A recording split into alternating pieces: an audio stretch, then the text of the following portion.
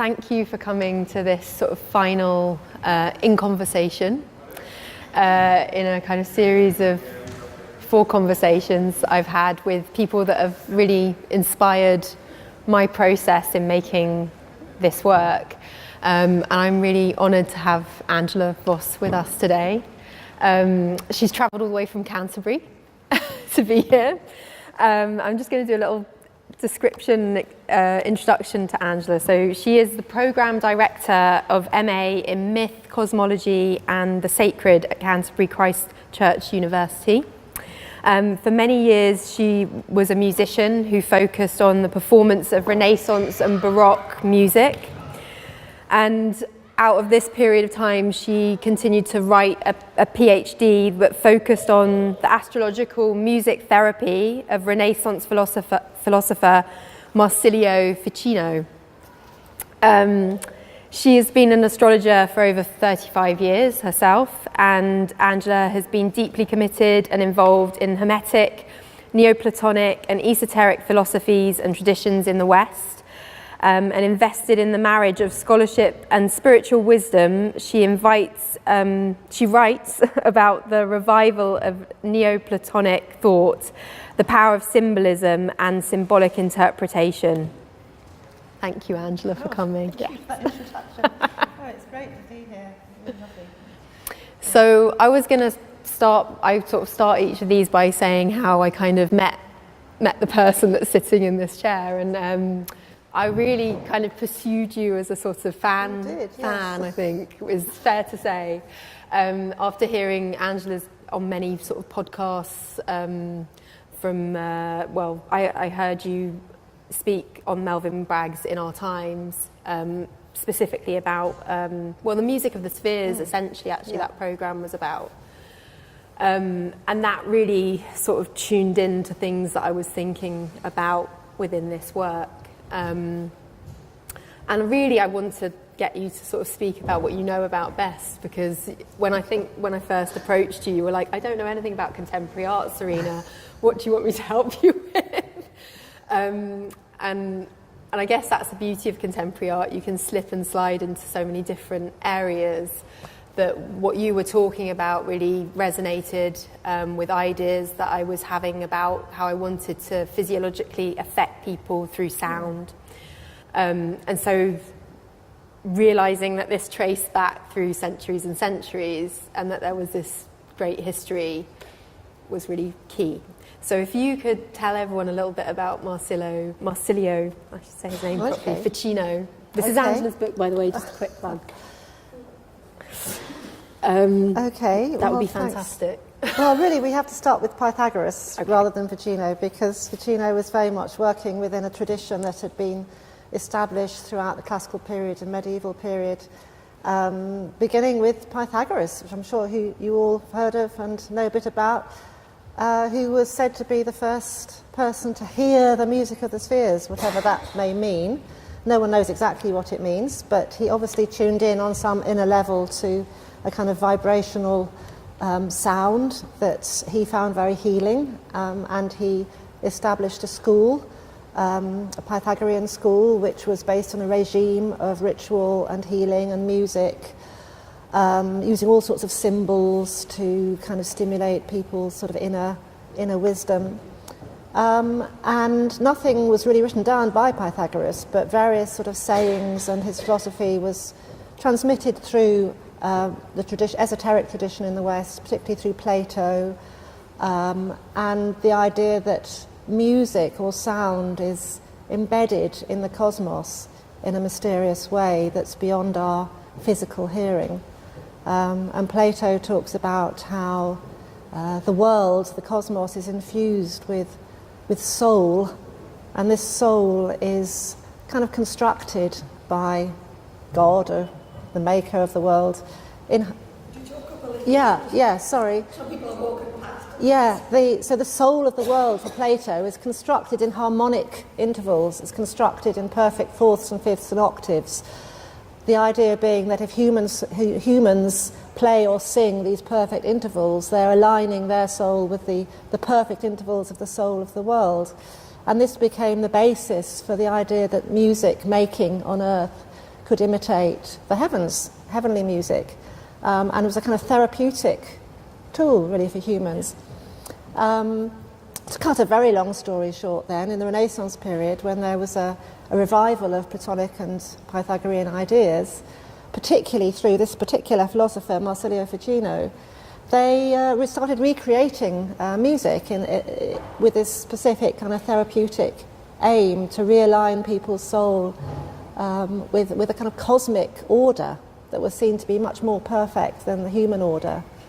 And that's how it became therapeutic. And then I became completely fascinated by Ficino's work years and years ago now, when I was in my 20s, because he was such a great philosopher, but he also was a musician and a magician and a physician and an astrologer, and he combined all these things into a kind of therapy which would involve playing music that evoked different planetary vibrations, energies, essences, whatever you'd like to call it, in order to align people with their specific ruling planet, or what was needed from their horoscope, which is what I wrote about. But he actually, I think the thing that I found really interesting was the Book of Life, these 3 volumes. Yes. And that it almost is a kind of self-help, one of the first potentially self-help books, but something you were saying that was quite interesting about that was that not just anyone could kind of pick this book up off the shelf like you maybe could today and access some of the approaches. So I'm wondering how his work was disseminated in the time. Well, yes, so the book you're referring to, it's called 3 Books on Life, and it's probably the most accessible of his writings, apart from his letters, which are also very accessible. And the third part of this book is called How to Fit Your Life to the Heavens. And this is where he talks about the composition of music, the making of talismans and images. It's natural magic. It's called natural magic. It's about creating a lifestyle that resonates with sort of higher principles.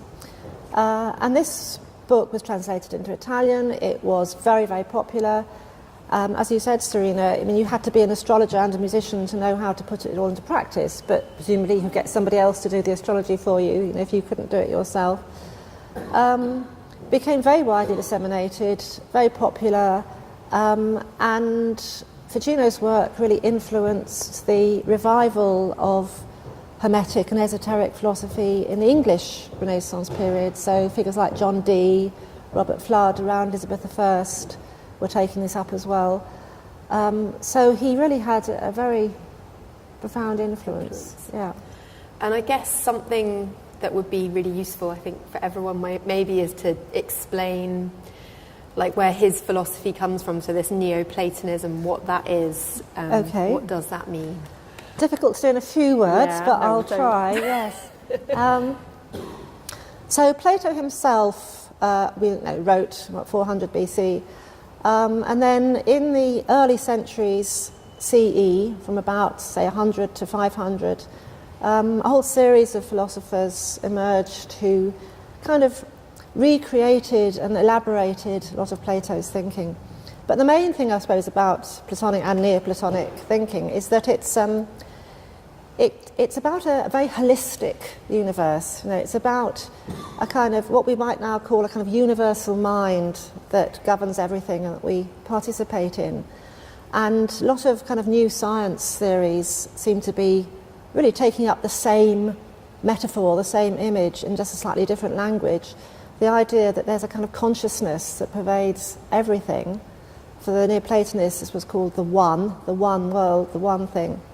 And it emanates down through all spheres of life, right through the cosmos, through down to human beings and the 4 elements, animals, plants, earth. There's a kind of whole spectrum, a whole kind of continuum of emanation of this divine energy, received at different levels of the cosmos in different ways. So human beings can kind of plug into this energy. This is what magic is, or natural magic is, and raise themselves. So I suppose the other main feature of this way of thinking is that we've got 2 levels of soul or mind in ourselves. We've got a human level, which is concerned with human things and our human lives and our common sense and our sense perceptions and everything. And then we've got this other level, which they called our divine part, which is the part that actually is already part of this world soul, which is part of the divine energy. So the whole of Neoplatonic philosophy is about finding ways to raise the human up to the divine level. And eventually, I mean, in some schools of Neoplatonism, this is actually about becoming godlike, becoming divine, really. And you can see how that sort of crosses over into early Christianity as well, sort of mystical Christianity.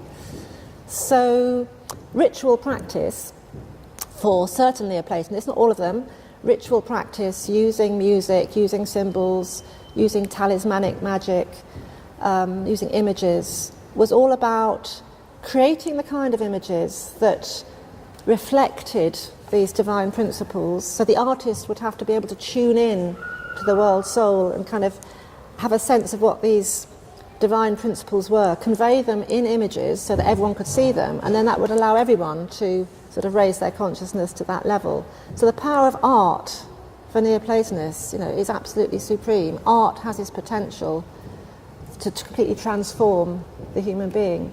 And so you can see how then there would arise like two kinds of art.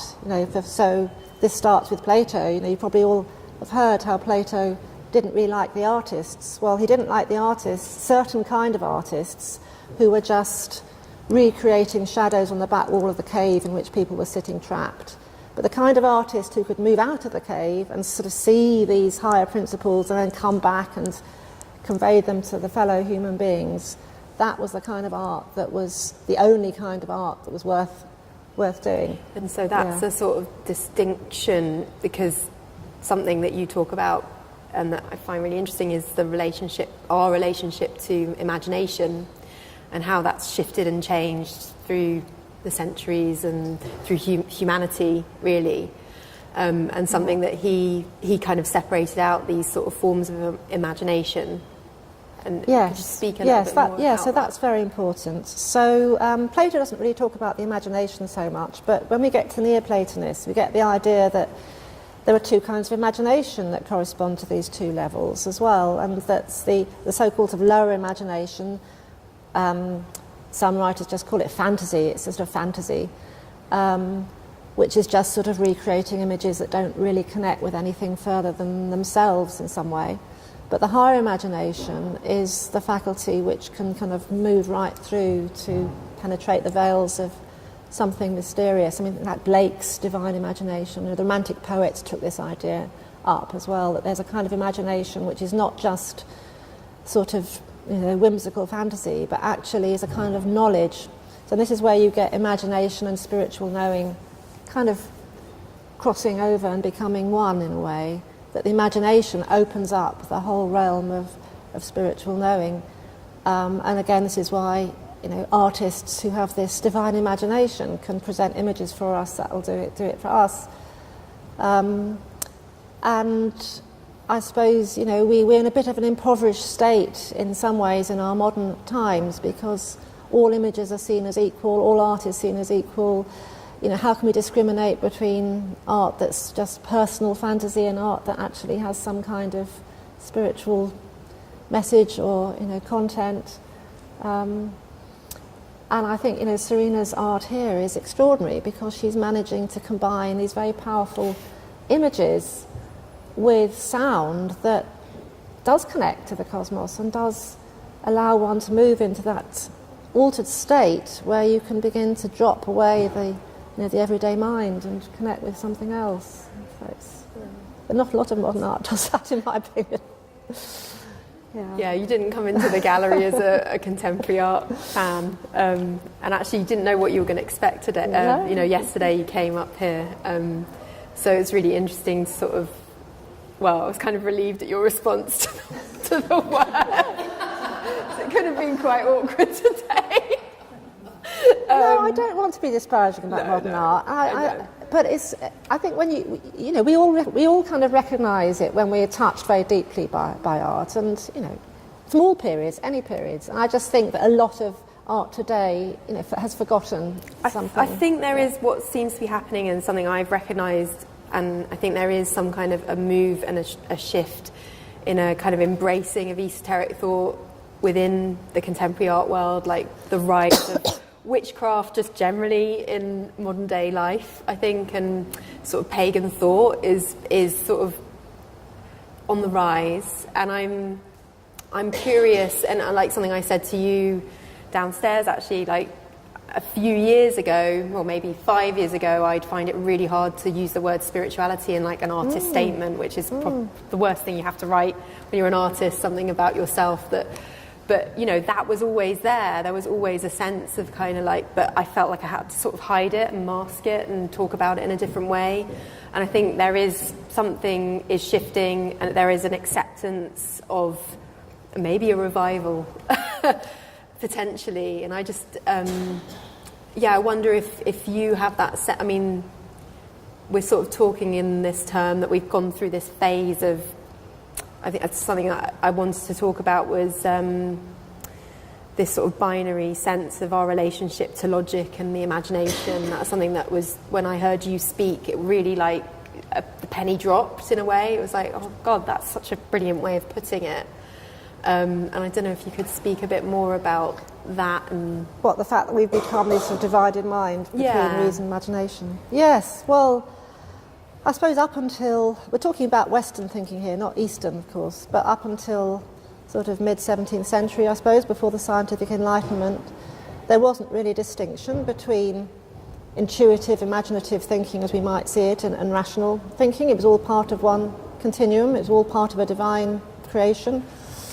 Again, to cut a very long story short, I mean, in the mid sort of end of the 16th, 17th century, we begin to get this huge intellectual movement called the Enlightenment sort of taking root, with what we now know as modern science, you know, beginning observation, empirical observation, telescopes, so people could see that the planets weren't perfect spheres anymore, they were just sort of pitted lumps of rock. I mean, that must have been a huge shock. The idea that the sun was no longer the centre of the universe, another massive shift, and the rise of, you know, empirical discoveries in science, all began to lead to this development of the human rational mind, you know, as such a strong force determining how we see reality. I think to the detriment of our imagination and intuition. As I was talking to Serena, some of you may know a book by Ian McGilchrist called The Master and His Emissary, a fantastic book by McGilchrist, who's a neuroscientist who traces the last 2,000 years of human thinking in the West and has shown how what Plato saw as human and divine ways of knowing, which we could call intuitive and rational, you know, just as a sort of shortcut, has become extreme. This split between these two ways of knowing has become very, very extreme now, to the extent that the rational mind is seeking to usurp its master, which should be its master, which is the intuitive mind, and have complete autonomy.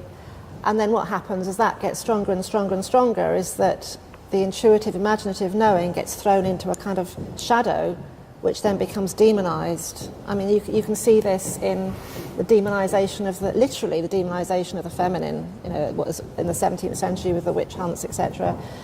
You can see it in this, you know, the rise of patriarchy. You can see it in the way what is called feminine wisdom is sort of denigrated. But this feminine wisdom, McGilchrist shows, you know, is actually the basis of all other wisdom, is the basis of all other knowing. So it's not that the rational mind can throw it out and call it sort of fanciful superstition. It's that the rational mind actually depends on it for its very growth and its kind of its insights in a way. So McGilchrist shows how the right relationship between these two modes is actually that we ground ourselves in a kind of knowing, which is a deeply intuitive sense of connection with something greater than us, and then out of that we develop this very, very useful and necessary rational mind to discriminate and to interpret and to analyse.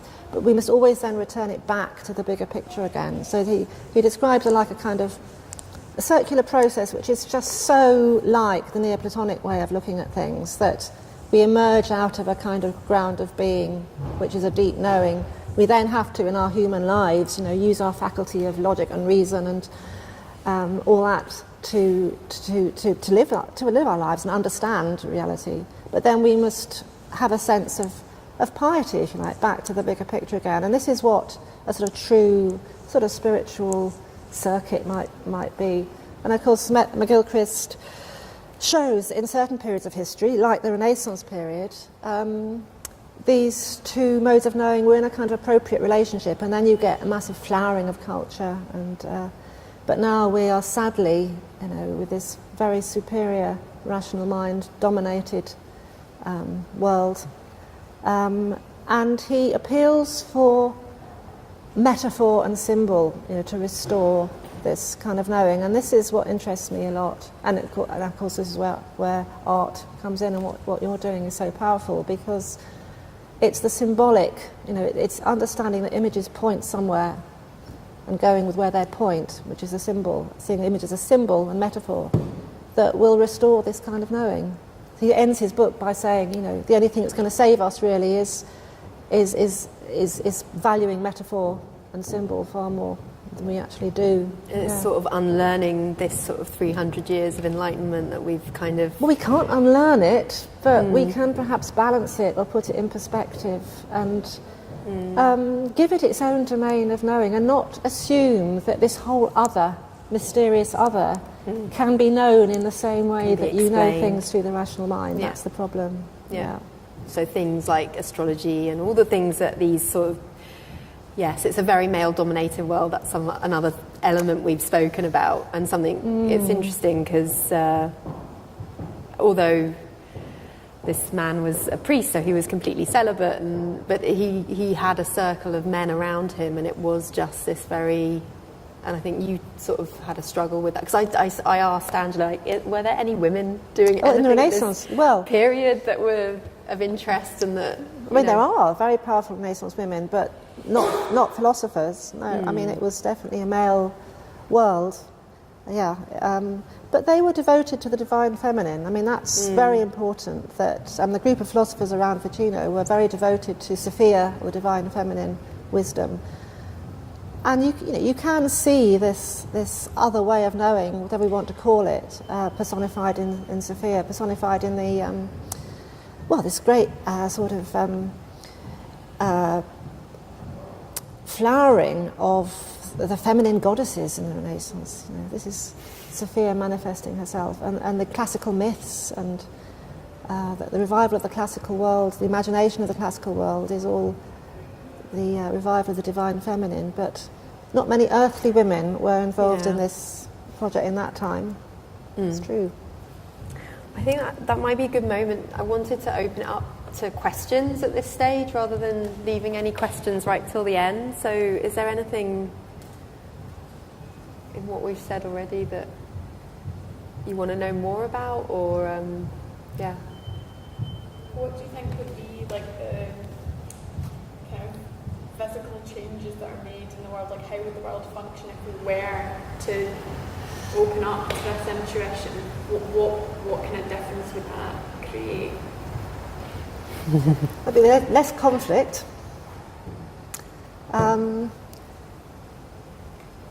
I think there'd be less opposition between science and religion, which is a massive, because people would understand that all these ways of knowing have a rightful place and are necessary for human beings, and they're not in any way opposed. There'd be less literalism in the world. There'd be less, taking things on face value and not understanding what they point towards, their significance. There'd be more great art, music. It'd be a great healing.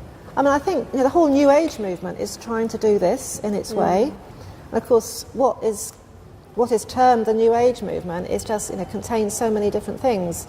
But the impulse of the New Age movement is to restore this other way of knowing, even though some of it may be a bit sort of not really thought through very clearly, or a bit sort of jumping on a kind of bandwagon of some kind. But I think there is a lot of desire to do this.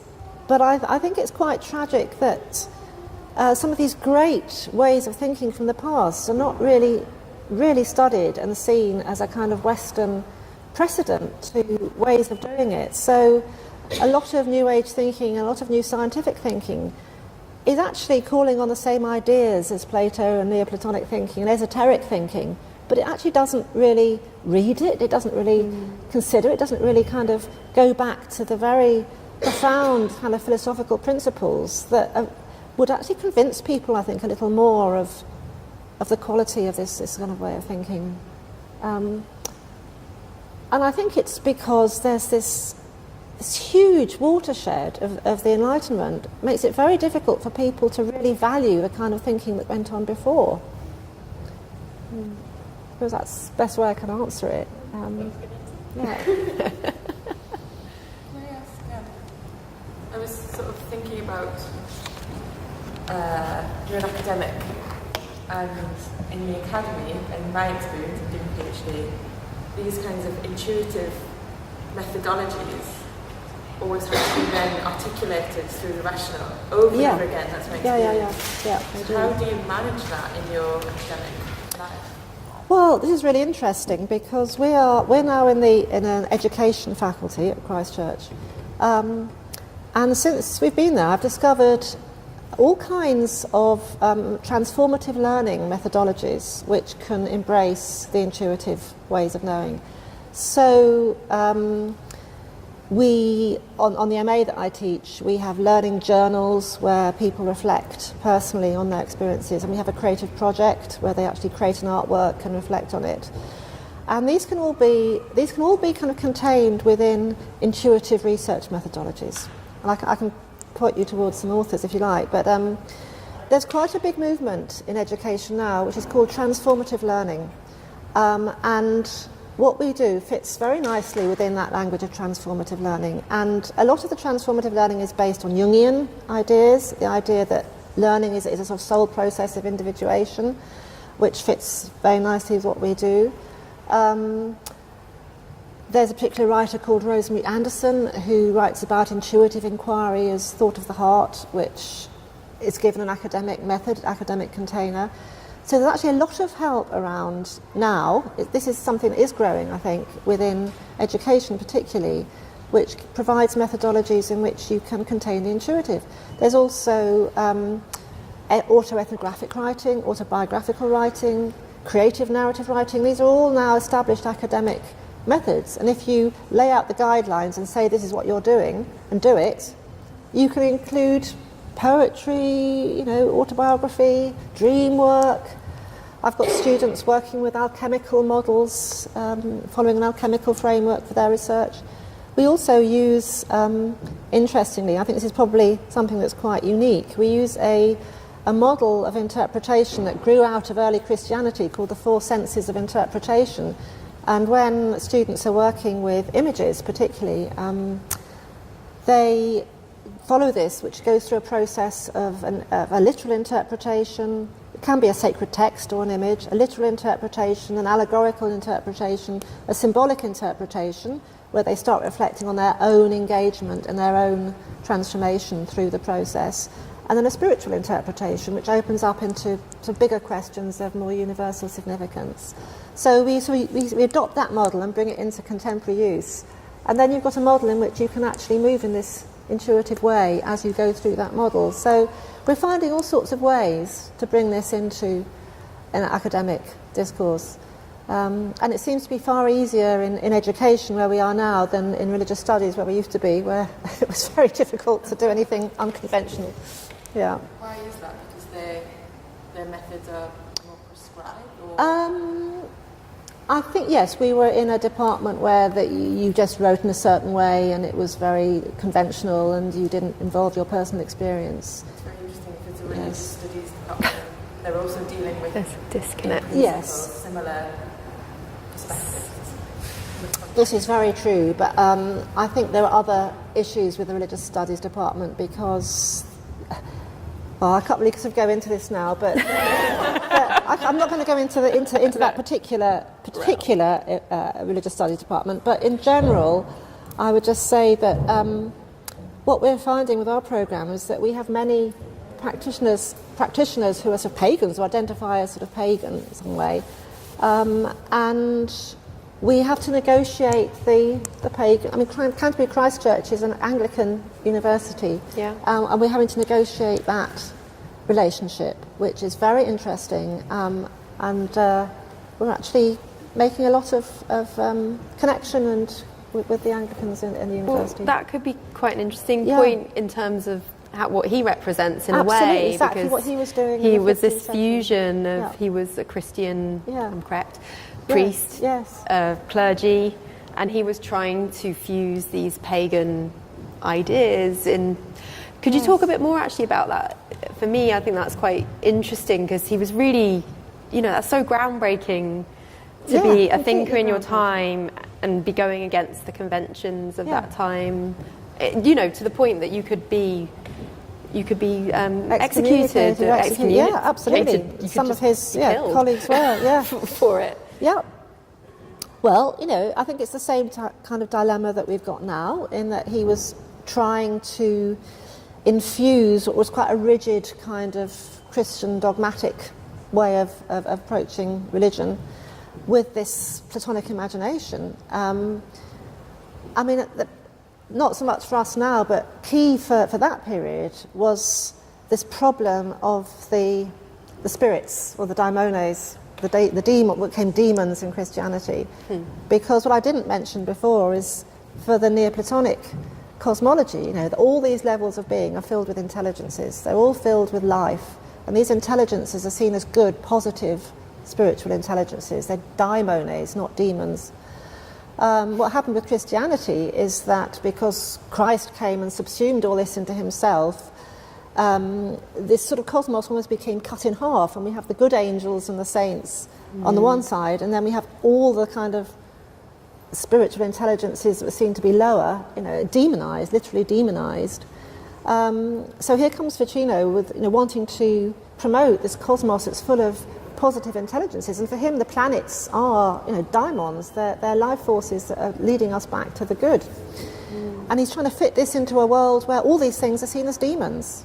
How does he do it? And he does it by using the right language, by kind of saying, well, Plato thought this, but that doesn't mean that I think it, or some people call them daemons, other people call them just life of the stars. He just finds this way of speaking which stands outside the dilemma, stands outside the conflict, and manages to kind of find a way of just carefully managing these two ways of framing. And I think this is what we have to do as well, really. And I think what you're doing here, and what so many quite transformatory modern art is doing, is finding this way of standing outside and presenting something which can be a holistic experience, which doesn't have to be labelled as anything. Yeah. It doesn't have to be fit into a particular religious framework, or be seen as a scientific project. It's just, it breaks all those boundaries and allows people just to make this fusion of this deep connection with something they can interpret in whatever way they like, really. Yeah. Because, all these interpretations are cultural constructs in some way. There's something coming through, well, who knows what it is, and then all these cultural constructs, like many different stained glass windows, refract it in different ways, but to try and go through those windows to what it is that is coming through, which is a great mystery. Yeah. But I think that sense of not explaining everything, it's hard. Like, even when I was talking last week with Johanna, the sound healer, and my rational mind when I was going to see her was very at the forefront, and she really had to manage me in a way to disarm me of that researcher's head. And I think something I didn't say last week, that every time I did try and record anything we did in those sessions, the camera failed, the battery didn't work. Something cosmic was like, you really need to, the diamond was like, you really need to experience this, Serena, and understand it through experience rather than through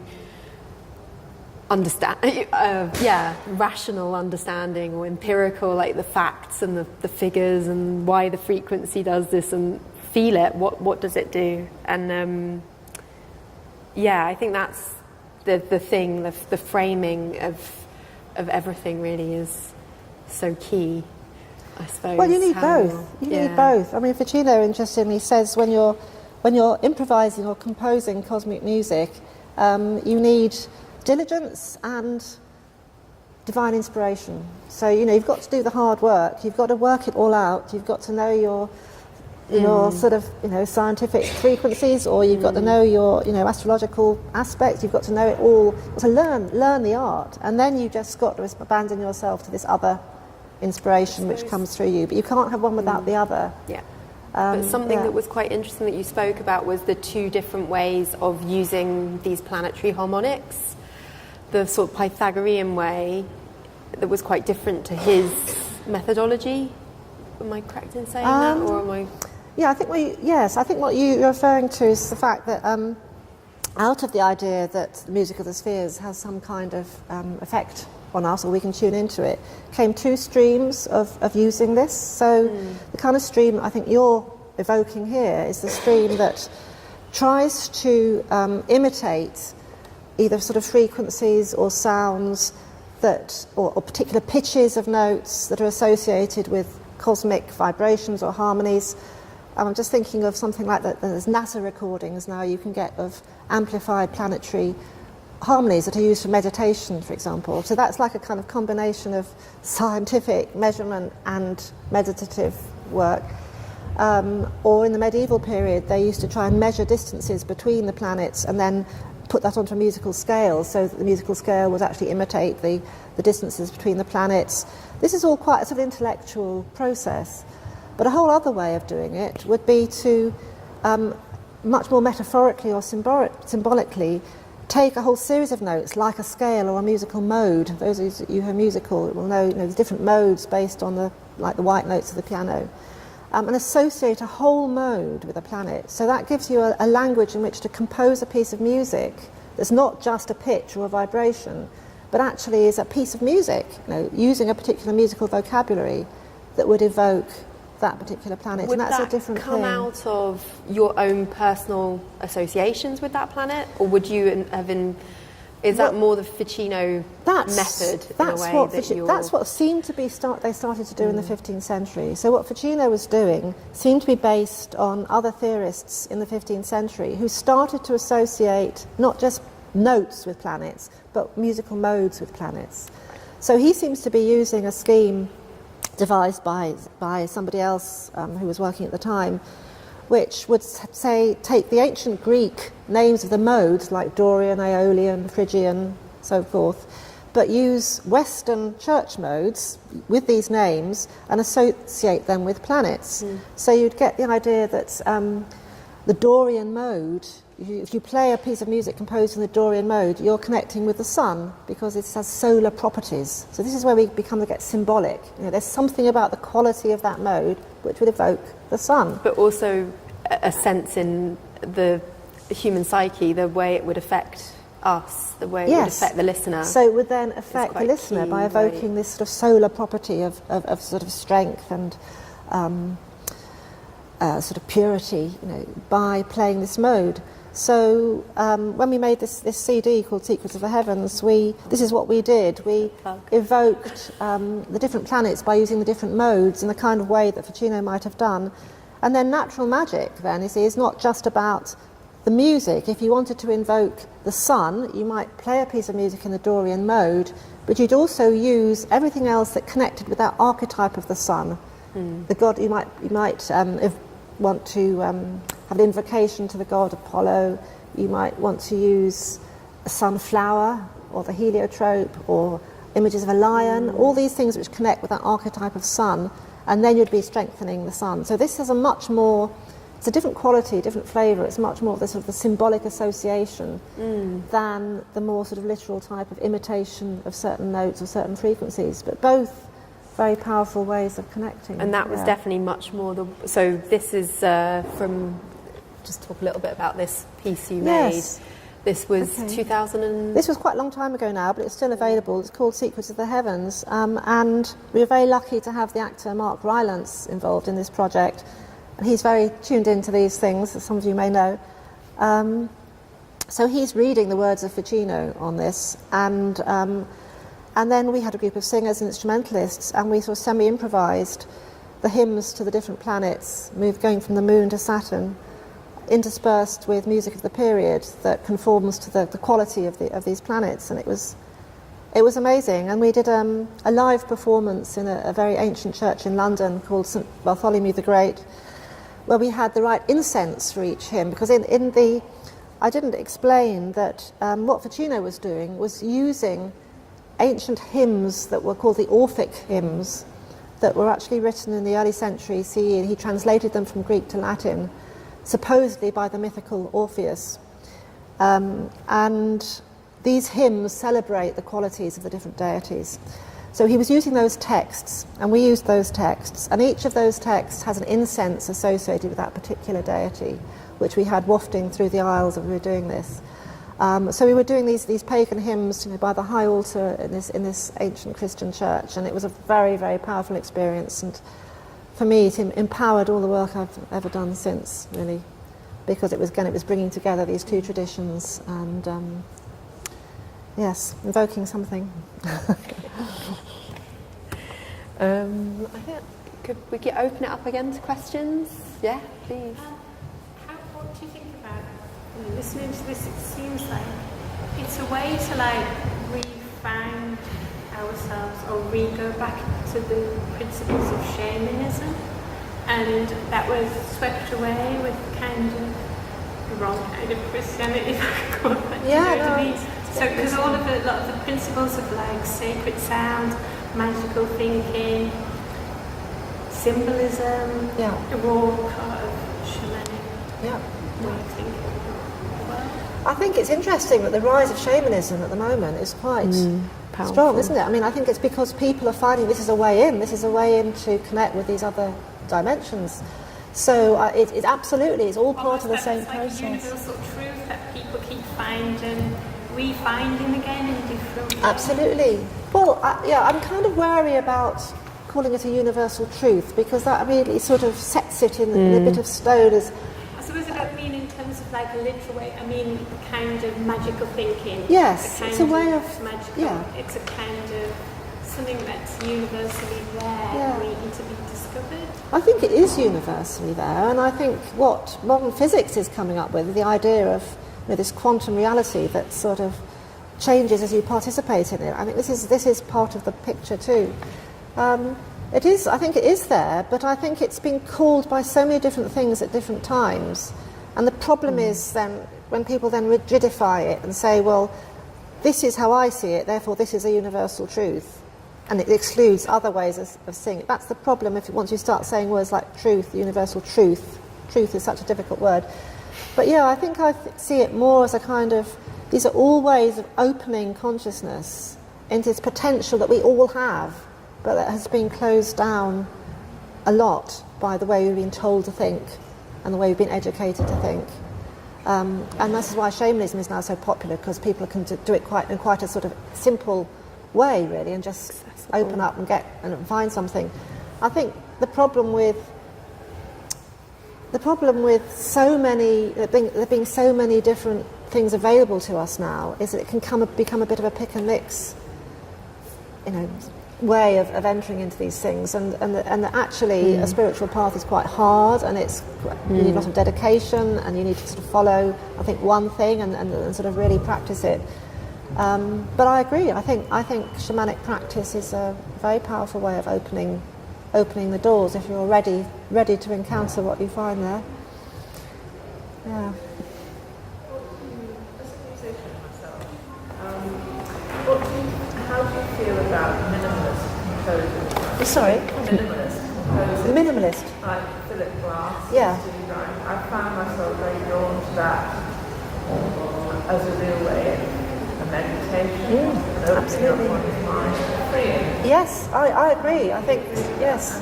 It seems to appeal to a lot of, well, I teach as well, and a lot of the younger pupils I have are very drawn to that type of music. Absolutely agree. Yeah, I think some of those, yes, they really create that kind of space in the mind. Yes, Philip Glass. A composer I particularly like is Arvo Pärt. You know, I think his music he's a deeply spiritual man, and I think his music, and John Tavener, of course, as well. I think there are some amazing contemporary composers who do open up that space, yes. But I think it's the same problem with art. I mean, if it gets very conceptual, once it gets very sort of heady and conceptual and loses that connection, then I think modern art and music suffers a lot. Yeah, but I agree. I think there are a lot of composers that, I'm not so sure about John Cage, but or Stockhausen, but no, there are some who really do, I think, provide that space. Yeah. Yes. So I was going to ask where the space is for atonal music and all that white noise dragging. Well, some people may find it. I mean, it doesn't do anything for me. I kind of. Do you find that kind of music moving? I think it can shift things. Pardon? You cranked it up at night. Yeah. I think it seems a bit glib, but I'm thinking that if there is a universal unconscious, let's say, which we can trace from Plato through the Renaissance, through into Romanticism, and through into Europe, Yeah. like a Yeah. little line we can trace. So what happens to the undercurrent, the opposite of all this? And so I was wondering whether maybe in the grander scheme of things, we have mythology, great myths, and we have folklore. Do we have, for the sake of argument, a high church of mythology, and below, bumping along, shamanic folk? And where does that, so where do all these things sit in the grand scheme of things? We take music, we say a high church at one end, we have John Cage and atonal and bracket at the bottom. In the same way, we say we have myths at the top end, and we have folklore shapes at the bottom. So surely there's a space for both. And if we're looking for a universal unconscious, if we're aiming for that melding together, which is surely a platonic thing, the androgyny is a platonic, as I understand it, symbol of combining the two, the same way that Jung has the animal and animus and all of that. Then surely there is a moment to be inflamed by God and inflamed by its opposite, the devil. Or is there? I wouldn't say that there's a... personally, the idea of a devil doesn't speak to me at all. I think that's a bit of a human construct. I mean, I think there's an absence of good. I think there's an absence of order and an absence of harmony, and there's a kind of chaotic element of human beings. And I think there's a state in which human beings can become so sunk in the sort of human ego that they act in despicable ways. But I don't think there's a polar opposite to the good, which is the devil. I mean, I find very sympathetic the Neoplatonic idea that evil is just the absence of good. It's just a place where there is no divine flow or impulse. There's no consciousness. But I wouldn't say that it's a force for evil as such. I don't know. I mean, there are many ways of looking at it, but I think you're absolutely right that any symbolic myth, story, anything that opens up, anything that's what does Kastrup call it? You know, a positive myth, anything that has a connection to an archetype that lifts the soul in any way, or establishes meaning for the soul in any way that's meaningful to your life is great. I mean, from folklore to myth. I also think in terms of white noise, we've spoken in this series of talks. We've kind of had people like John Bowers here, who is a complete advocate of white noise and the use of it in his music and his sound work. I use it in this piece, but I'm kind of softening it up. I'm using VLF receivers that are a completely unpredictable kind of picking up of electromagnetic energy in the room, in the space, but they are about trying to connect, and they're really rudimentary radio telescopes. But then I think it again is about framing, because you speak to the astrophysicist who we had speaking, Andrew Fletcher, and he says to me, you know, what you call white noise, he'll say that's the sound of the galaxy, our galaxy, Serena, you're listening to our galaxy. So it's kind of like, some people love white noise as this sort of angsty thing that sort of an irritant in terms of maybe like just being in a space, and I think you can kind of alter your state through the vibrations of listening to that and being like, there's quite a big scene of that happening up here, I think, in the old police station and stuff, and you can kind of just have your whole bones shaking by the time you've gone out, and it's a bit like going to a rave, which again I'd say has these really like roots in primitive, tribal... Yeah, there's a whole Dionysian way of just letting go, which is so whether that's high or low, I think everyone's got their own church, really. I wouldn't use words like high and low. And I think it's to do with intention as well, because what you've done here is sort of created through an intention to create a kind of combination of image and sound to create some harmony that we can tune into. You've created a kind of container. There's a lot of dissonance in it, though, too, as well as harmony. It's like like you say, you need the two. You need logic. You need reason. You need imagination to be a functioning, and the best well-rounded human composers being. know how to use dissonance just in the right way as well to kind of, to convey this sense that we're human and we live in this condition, but we can also be resolved into some harmonious state. So, and I suppose someone I keep going back to who's much more recent than Pacino, but is like someone like Henry David Thoreau, who's talking about unprecedented, unpremeditated music that's embedded in nature. And that's sort of a transcendentalist idea that's coming through in the 19th century that feels like it's part of this lexicon of thought that still connects back to the music of the spheres. It's about this interconnectedness, I suppose. But the whole world consists of harmony. I mean, however you define harmony, it doesn't have to be as perfect fifths and fourths, but the fact that everything has a kind of vibrational essence that can be amplified. But he's making this distinction between the civilized realm of composed music and the natural world and the chaos of it, I suppose. That sort of sense of a way of manoeuvring through chaos, because the cosmos is chaos, that like the daemons, rather than demons. But that is so interesting, the way words have been mutated and sort of forced into creating these symbols for us in our lives. Well, we create the symbols, and our cultural kind of movements and create the symbols, but what are we creating the symbols of? That's the interesting question. Can I just make a comment? Because I was thinking about the broken plates, and they represent to me exactly what you've just been saying, because that's the chaos that's led to the destruction, and in some ways that makes them in a way more beautiful than the big ones. Possibly, yeah. Or I also see them like these are serving their function, and then everything has a life, a life, or we have a moment of existing within a certain form, and I suppose they're like a hint at the fact that things can break, but they can still be beautiful and still have a life after they've broken in a different way. Maybe that's like touching on reincarnation and ideas of past lives, and that you can just be completely, you're in this sort of cycle that I don't know, because when I made them I wasn't that happy that they broke. But all part of the over process. the period of making, I realised their importance and the importance of having them in this space.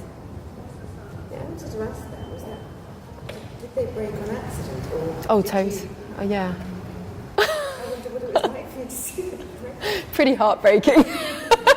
But then I kind of, a lot of the things I make do break, but I think I'd had this intention, like, I'm going to make these plates, it's not going to be that difficult. I've never made a big plate before, but, I'd made these things small, and then I scaled it up, and it just is, the nature of the black clay.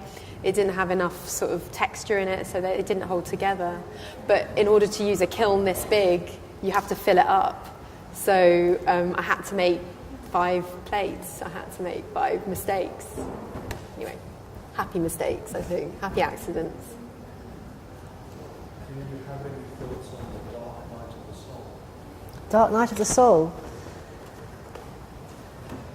Well, I think what is commonly called the dark night of the soul is what the alchemists would call the Negredo period, which is the kind of, the darkness before the dawn. When we're going through some deep transformation, we often have to feel as if we're sunk in conflict, sunk in the world.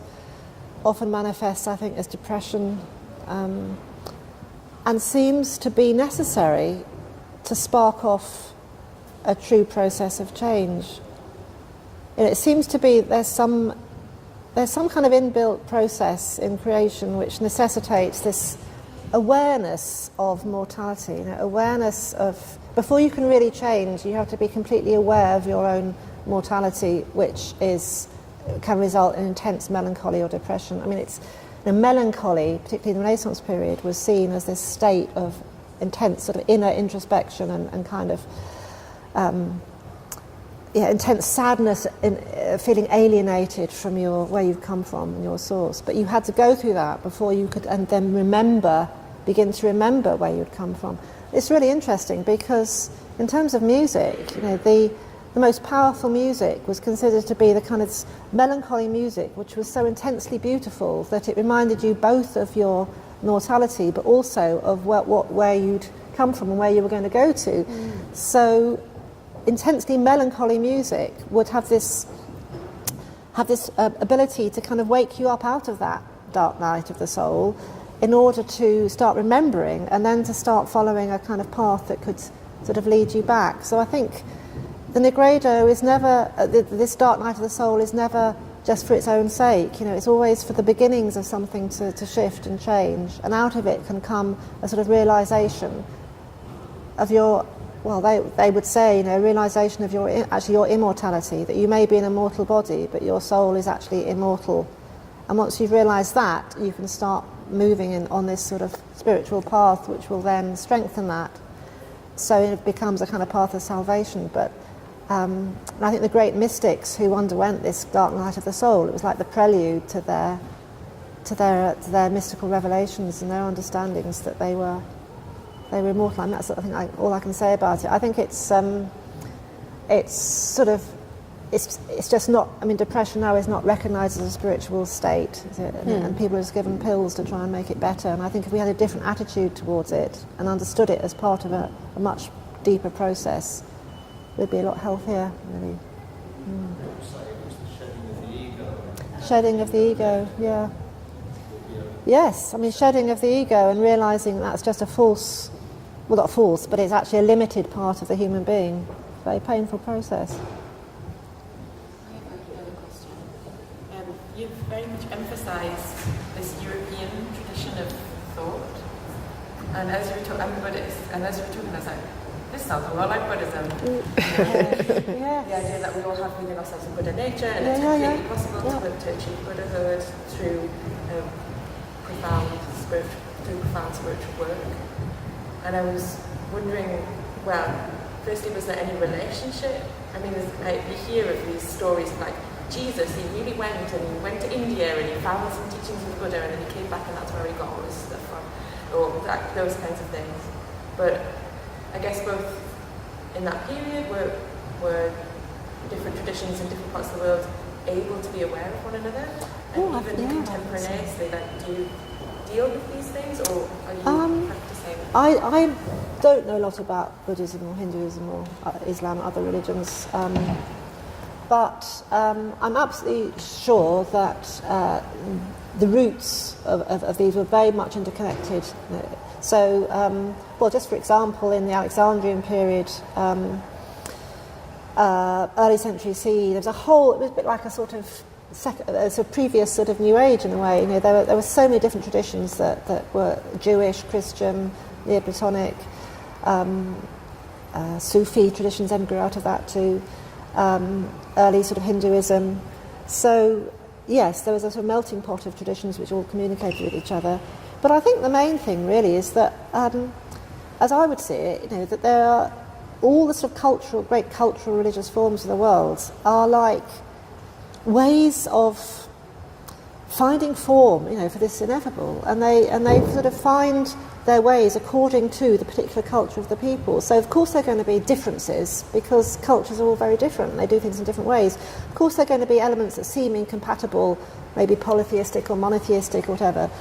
But within the sort of greater scheme of things, they are all ways that of human beings trying to make sense and trying to create ritual processes to contact, something that is ultimately mysterious. So of course there are going to be deep connections. Of course there are going to be resonances between what is called Buddha mind and what is called, the divine mind or whatever. I think it's inevitable. So that answers your question. But I think wondered if you were engaged in some kind of. It sounded to me, maybe I'm reading things wrongly, but you were engaged in some kind of maybe subtle activism in recuperating these ideas and demonstrating that they also existed in the West always. That now, what I experience amongst my peers and see on the internet is that when people have a kind of an appetite for these things, they're like, okay, I'm going to go to South America and take ayahuasca. It's a very good point. I like the word subtle activism. I've never been called that before. That's great.